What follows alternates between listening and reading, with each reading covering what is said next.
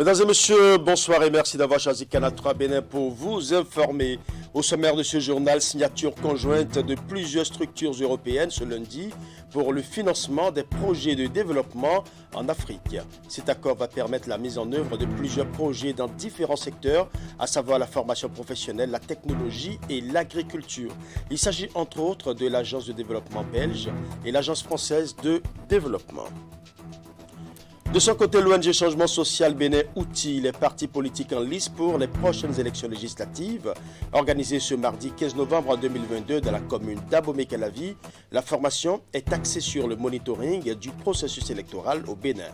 La rencontre est appuyée par Open Society et le Haut Commissariat des Nations Unies aux droits de l'homme. Les détails dans un instant. Et pour les motocyclistes qui n'ont pas encore acquis le casque secondaire pour leurs éventuels passagers, ils disposent encore de 2 jours pour se mettre à jour. La répression policière initialement prévue pour démarrer ce mardi 15 novembre est reportée de quelques jours. Ce mardi donc, les agents de la police républicaine n'ont pas arrêté les motocyclistes ayant remorqué d'autres usagers sans casque, bien que les populations elles-mêmes ne se sont pas conformées à la décision des forces de sécurité pour amoindrir les dégâts enregistrés sur les axes routiers en cette période de fin d'année. Le constat dans ce journal. Voilà pour les titres. Mesdames et messieurs, à nouveau, bonsoir. Financement des projets de développement en Afrique. Le Bénin a abrité ce lundi 14 novembre la signature conjointe de plusieurs structures européennes, à savoir l'Agence de développement belge ENABEL, l'Agence française de développement AFD, Expertise France et l'Agence luxembourgeoise pour la coopération et le développement. Cet accord va permettre la mise en œuvre de plusieurs projets dans différents secteurs. Il s'agit entre autres des domaines de la formation professionnelle, la technologie et surtout l'agriculture. Nous allons suivre. L'intervention des partenaires techniques et financiers sur des projets en Afrique s'annonce désormais plus soutenue. ENABEL Bénin, l'Agence française de développement, Expertise France et l'USDEV fédèrent leurs énergies pour mieux agir. Une ambition devenue réalité à travers cette signature de convention que le Bénin abrite. On a souhaité faire une mission conjointe au Bénin et signer à cette occasion ce partenariat parce que le Bénin concentre déjà, d'ores et déjà, beaucoup de projets de collaboration, notamment avec ENABEL et prochainement avec l'UXDEV, puisque l'UXDEV souhaite investir un peu plus une action au Bénin. Donc ça, c'est la première raison. La deuxième raison, c'est parce que le Bénin est dans une dynamique de croissance assez importante et on souhaite, dans cette dynamique de croissance et des projets de développement importants dans plusieurs secteurs sur lesquels on est tous présents. Ce sont des acteurs européens qui se mettent ensemble, mais surtout pour avoir un impact plus grand ici au Bénin et dans les autres pays partenaires de la coopération européenne. On dit toujours, c'est un célèbre proverbe, en marchant seul on peut aller vite, en marchant ensemble on peut aller plus loin. Et je pense que cette philosophie qu'on vous exprime ici reflète parfaitement cela. Derrière cette synergie entre agences européennes de développement, le financement de plusieurs projets en ligne de mire au Bénin. Il s'agit notamment des secteurs de la formation professionnelle et portuaire qui vont bientôt connaître une concentration de collaboration de ces bailleurs de fonds. Nous voulons être actifs ici en matière de formation professionnelle, de digitalisation et de finances inclusives. Et nous avons donc, comme j'ai dit, deux actions concrètes. Une avec ENABEL sur le projet TEI de la transformation agroécologique dans le delta du Mono et un projet de l'AFD sur le programme de formation agricole et rurale. On vient dans une logique d'investissement, on vient pour accompagner, soutenir des solutions qui naissent en Afrique, un peu partout en Afrique, qui naissent en Europe aussi, et qu'on a, je crois, un grand intérêt, qui naissent aussi ailleurs dans le monde, bien sûr, qu'on a un intérêt à échanger des technologies, des façons de faire, des analyses, de la recherche. Aurélie Agbenossi, ministre des Affaires étrangères et de la coopération, se réjouit de la signature de cet accord qui vient renforcer davantage un partenariat déjà riche et vivant. Le fait que vous vous mettiez d'accord pour signer des outils innovants et que vous le fassiez chez nous, pour nous, c'est un grand message. Moi, mon job, c'est, comme je l'ai dit dans ma première déclaration après ma nomination, c'est d'amener le monde vers le Bénin et de présenter le Bénin au monde. Alors, en faisant ce que vous faites, vous contribuez à réaliser les choses qui m'ont été confiées. Et moi, je m'en réjouis. Alors, ce qu'il me reste à faire comme témoin, c'est d'abord de vous dire l'engagement du gouvernement du Bénin à être le partenaire fiable, sérieux qu'il est. Et je sais que vous le dites souvent. En alliant un certain nombre de projets, Enabel Bénin, l'Agence française de développement, Expertise France et l'USDEV renforcent ainsi leur rôle au sein du système européen de développement. Parlons à présent du lancement ce mardi des examens locaux volontaires pour l'atteinte des objectifs de développement durable. C'est une revue de la mise en œuvre des ODD au sein des communes afin d'engager des actions novatrices pour leur accélération. Plusieurs thématiques seront abordées au cours des réflexions. Il s'agit entre autres de la question de l'intégration des ODD, des changements climatiques dans les plans de développement communaux, la mobilisation des ressources au niveau local et le renforcement du dispositif de suivi et de redevabilité. Idriss Boukari pour les détails. Les examens locaux volontaires, officiellement lancés ce mardi 15 novembre au Palais des Congrès de Cotonou.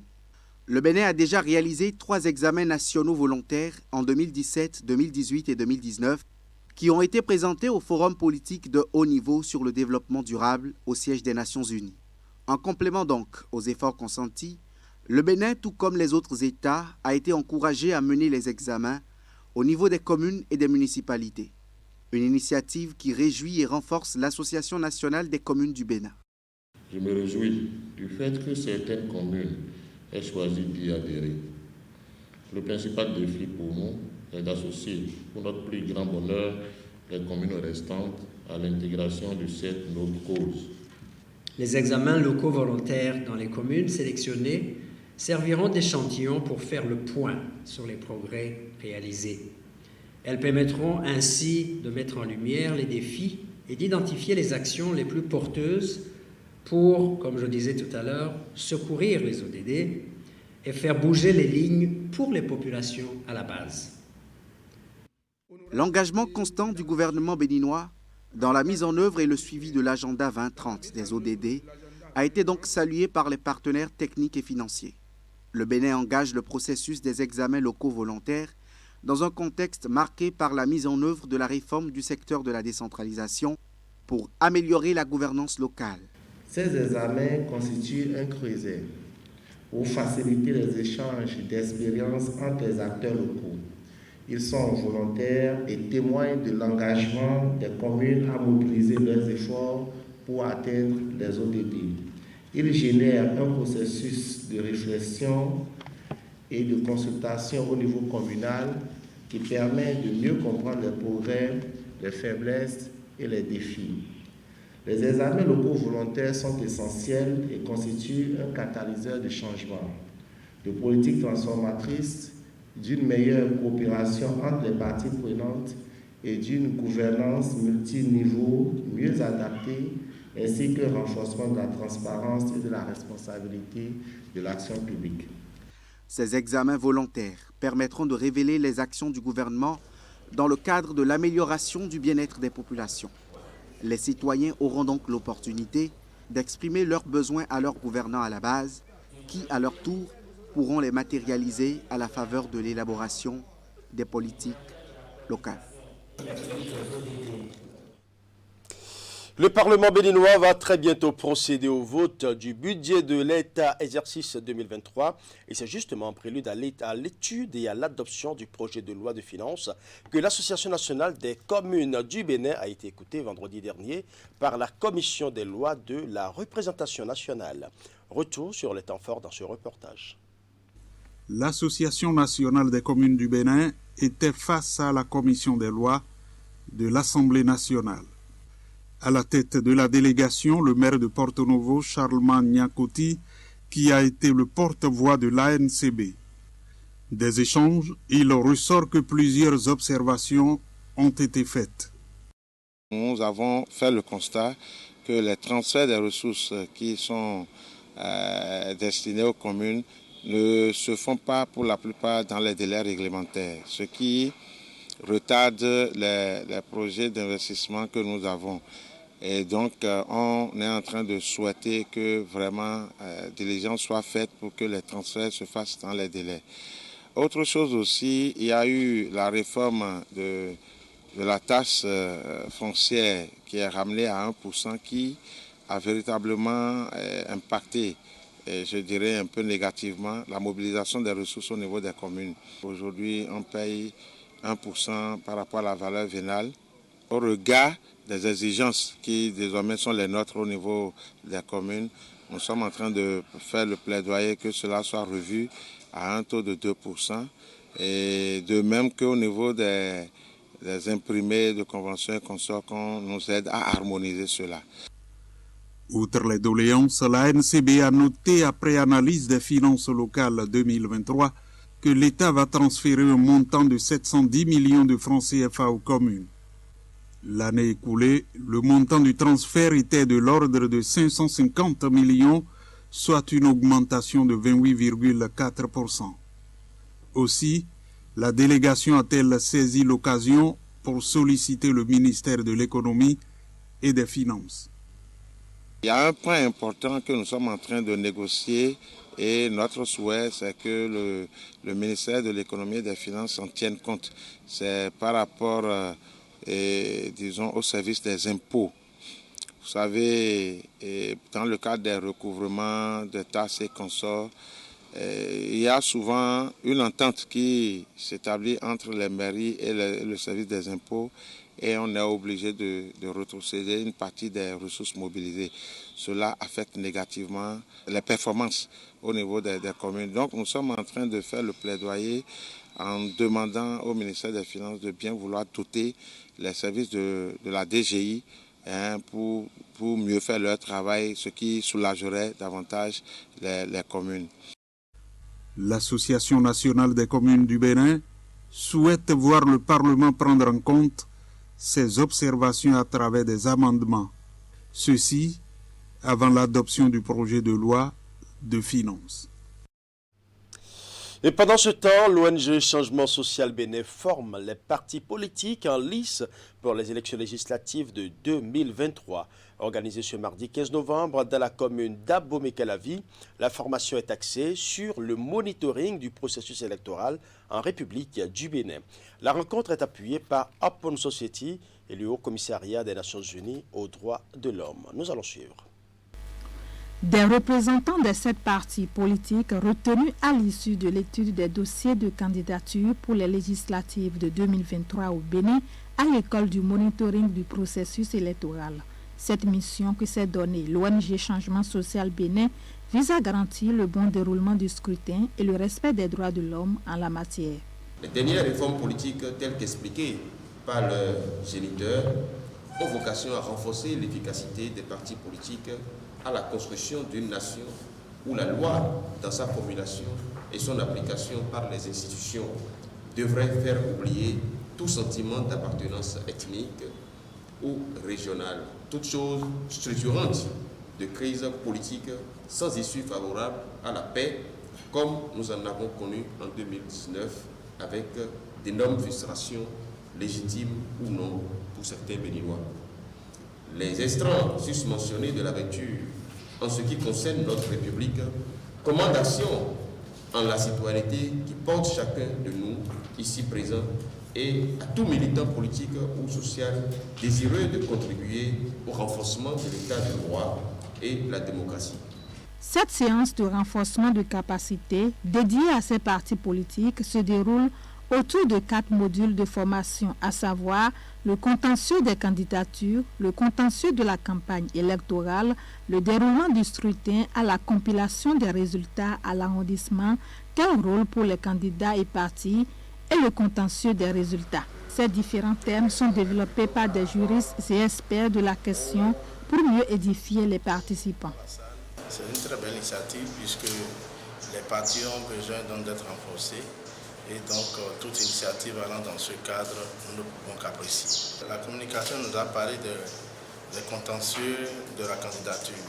Et vous le savez, pendant le dépôt des dossiers à la Sénat, il y a souvent des étapes et par rapport à ces différentes étapes, comment ça doit se passer et quelles sont les différentes possibilités données aux candidats ou les partis politiques après les différentes décisions de la Sénat.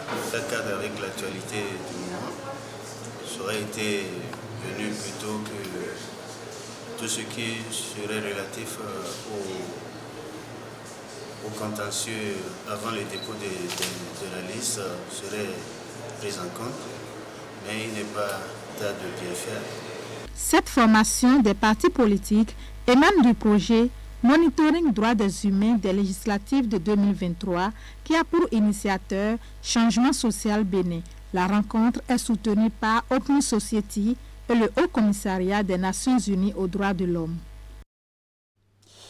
Le cercle des docteurs académiques s'agrandit. Félix Dansou Dossa fait son entrée dans la prestigieuse famille des hommes en touche. Le président fondateur de l'Institut universitaire La Grâce à Cotonou, puisque c'est de lui qu'il s'agit, vient de décrocher son grade de docteur en sciences de l'éducation après sa soutenance de thèse à l'université Norbert Zongo au Burkina Faso. Son travail scientifique porte sur le thème « Étude des conditions préalables à l'implantation de la supervision pédagogique dans les écoles primaires de Cotonou au Bénin ». Il s'en est sorti avec la mention très honorable, avec les félicitations du jury. Cette toge dont il est paré parachève 4 bonnes années de recherche. Désormais docteur en sciences de l'éducation de l'université Norbert Zongo Koudougou au Burkina Faso, Félix Dansou Dossa y est parvenu grâce à ses réflexions méthodiques sur les conditions préalables à l'implantation de la supervision pédagogique dans les écoles primaires de Cotonou au Bénin. Ce thème, je l'ai choisi parce que depuis 1960 que nous avons eu l'indépendance, nous avons eu 3 réformes dans le système éducatif du Bénin. Mais jamais aucune des réformes dans le système éducatif n'a tenu compte de la supervision pédagogique, n'a tenu compte d'aucune modification au sein de l'encadrement pédagogique du Bénin. Il n'y a que visite de classe et autres. Mais la supervision pédagogique, c'est ça qui améliore les pratiques des enseignants. Et il faut nécessairement qu'on l'instaure dans l'environnement scolaire du Bénin. Et c'est pourquoi j'ai choisi ce thème. Le document comporte 381 pages. L'impétrant a dû convaincre un jury de taille pour arracher ce grade de docteur avec la mention très honorable et les félicitations du jury qui note un intérêt scientifique à la plus-value qu'apporte le thème abordé. C'est un sujet qui est, à mon sens, un sujet très pertinent, un sujet que nous avons trouvé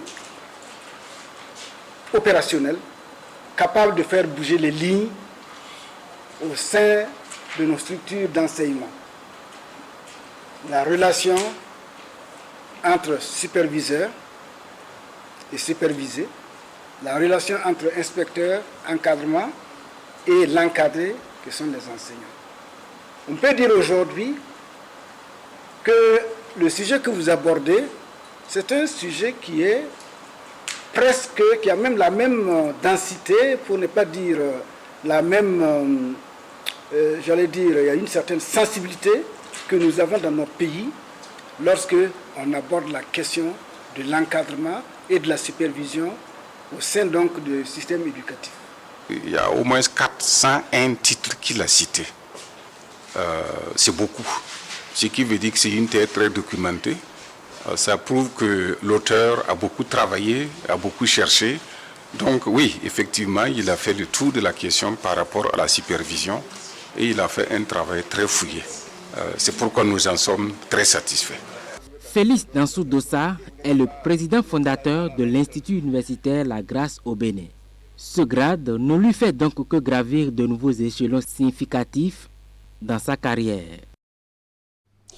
En sport, les jeunes champions scolaires ouest-africains UFOA de la zone B en football sont revenus au pays depuis ce mardi à l'aube.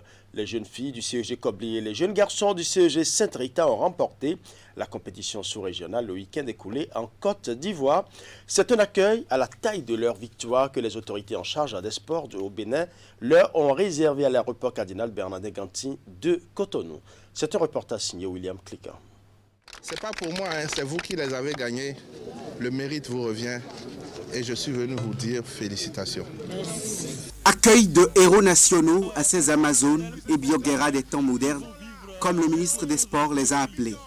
Ils ont foulé le sol, évidemment, de leurs aïeux. C'est un moment d'histoire, c'est un moment exceptionnel, c'est un moment incroyable. On peut le remarquer, on va esquisser quelques pas de danse, évidemment, avec eux. Allez, Le Bénin est fier de ses moins de 15 ans, revenus en homme comme en dame, avec les trophées et $100 000 à l'issue du championnat scolaire ouest-africain UFOA Zone B. Les jeunes filles du collège d'enseignement général de Kobli ont tenu les Burkinabés en échec tout le temps réglementaire durant, avant de s'imposer en finale 5 tirs contre 4 en tir au but. Les jeunes garçons du collège d'enseignement général de Sainte-Rita l'emportent 2-0 en finale à Abidjan. Le Bénin revient aussi avec plusieurs distinctions individuelles grâce à la qualité du jeu.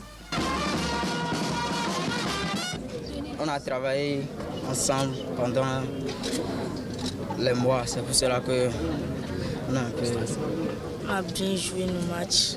Au premier match, on a fait 1-0 contre la Côte d'Ivoire. Au second match, on a fait 4-0 contre le Togo. Troisième match, 7-0 contre le Niger. La finale, on a fait 1-1. Et on a joué les tirs au but contre le Burkina Faso. Imaginez que ces enfants, malgré tout ce temps, ont ramené cette joie où, depuis un certain moment, on avait des difficultés à en avoir en ce qui concerne le football. Aujourd'hui, les garçons l'ont fait et tout de suite, ça a été comme un rêve qui vient de se réaliser. Voilà. La semence classe sportive donne donc du fruit. Les autorités s'en réjouissent. Il y a de quoi accueillir ces jeunes avec tous ces honneurs et féliciter les différents acteurs impliqués dans leur processus de formation. Oui, vraiment, l'émotion est trop grande parce que nous sommes partis de très loin pour arriver là où nous sommes aujourd'hui. Et c'est une façon de dire aussi qu'en dehors des études, le football aussi peut apporter beaucoup de choses. Les Ivoiriens, les Burkinabés se sont rapprochés de nous pour nous demander comment on a fait pour avoir ce niveau de football. Mais on leur a dit qu'avec les classes sportives qu'on a commencé très tôt au Bénin, 5 ans déjà de classes sportives, et que ce sont les fruits. À l'occasion de remercier tous les acteurs du système éducatif qui ont cru en ce projet, qui y ont adhéré. Vous voyez aujourd'hui, le Bénin commence à prouver que quand on travaille avec sérieux, les résultats sont au bout du compte. Les deux équipes qualifient le Bénin pour la phase continentale du championnat scolaire. La compétition a lieu au Maroc l'an prochain.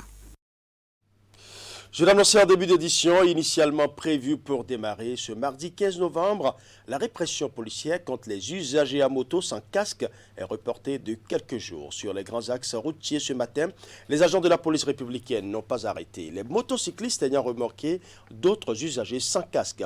En général, les populations elles-mêmes ne se sont pas conformées à la décision des forces de sécurité pour amoindrir les dégâts enregistrés sur les axes routiers en cette période de fin d'année.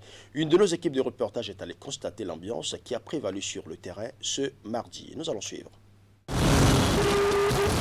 Premier jour de répression des contraventions à la décision de port obligatoire de casque par tous les motocyclistes et passagers.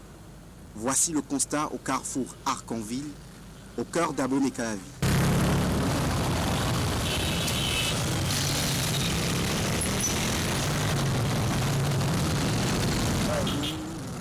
Les usagers de la route ne se plient pas tous aux exigences.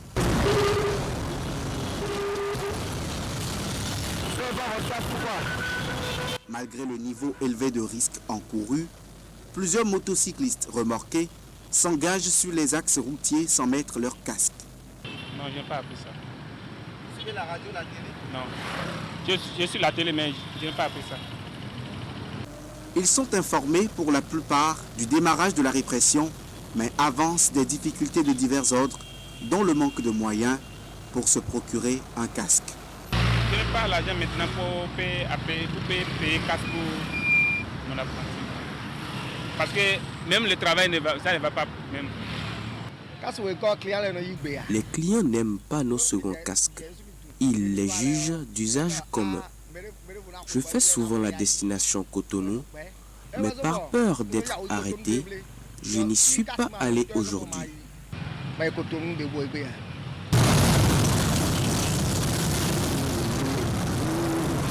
les conducteurs de taxi-moto se conforment à la règle déjà entrée en vigueur.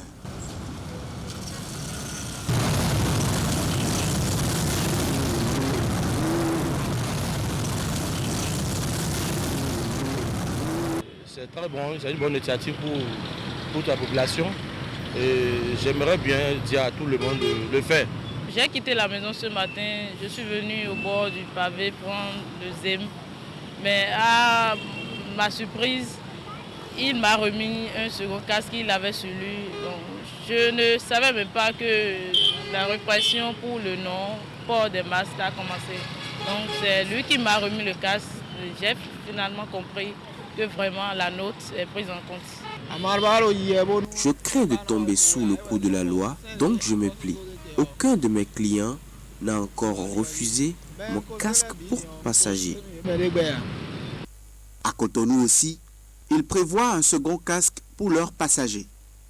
Même si tous les clients ne les accompagnent pas dans cette dynamique d'obéir à la norme pour des raisons d'hygiène et de santé. Je ne peux le leur imposer. Il m'en a parlé, certes, mais je n'y ai pas taillé d'importance. Des choses qu'on apprend souvent à côté, dans le pays du Nigeria, là, il y a les taxi-motos qui sont un peu partout et tu prends seulement, il suffit de mettre le casque qu'ils te proposent et tu disparais. Donc c'est une chose qui fait peur en fait. Et non seulement ça, il y a cette histoire de coronavirus qu'on vient à peine de terminer. La décision de la police républicaine ne vise que le bien des usagers de la route.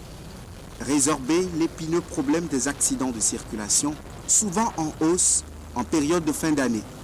Et plusieurs l'ont compris. Afin d'éviter toute entrave à la décision, pour en avoir à payer les amendes inhérentes, certains usagers de la route ont déjà commencé à intégrer les bonnes pratiques. Ils se munissent de leur casque personnel avant de solliciter les services des conducteurs de taxi-moto. Et de source digne de foi, le report de 2 jours serait un moratoire supplémentaire accordé aux usagers pour leur permettre de se mettre à jour dans l'acquisition des casques pour passagers moto. La phase répressive s'annonce rude à partir de vendredi prochain. Ce sera tout pour ce journal. Merci pour votre aimable attention. Portez-vous bien.